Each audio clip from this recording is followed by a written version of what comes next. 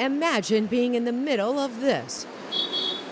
Bumper-to-bumper gridlock, police cruisers nose to nose. No one gets anywhere fast during the United Nations General Assembly. Unless you are in one of the 200 motorcades driving dignitaries to and from the UN. There's Secret Service, NYPD, and Intel that verify the motorcade that's coming into the area. Only then do they get in. A ride to the United Nations starts in this operations center.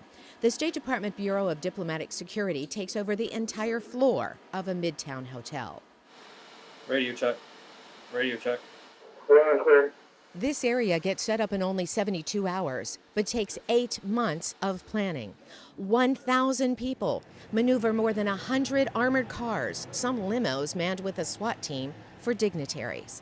What our agents are doing out in the field with these protectees is keeping that secure bubble around the protectee. And it's really interesting because that bubble is a moving one, right? We have to make sure that we maintain those rings of security no matter where they go, any time of the day, any place. The U.S. Secret Service handles higher government leaders like presidents and prime ministers. The longer the motorcade, the higher level of threat for the leader.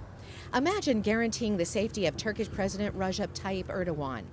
The newly renovated 40-floor Turkish mission is directly across the street from the UN, which some officers call a security nightmare.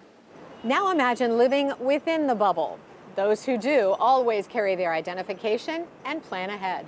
For example, I need to go play golf tomorrow, so I've left my golf clubs with a friend on 65th Street. Toshi Doskar picks up her child from a preschool inside the bubble. If I'm walking, it's really not a problem. The only issue is if I need to drive.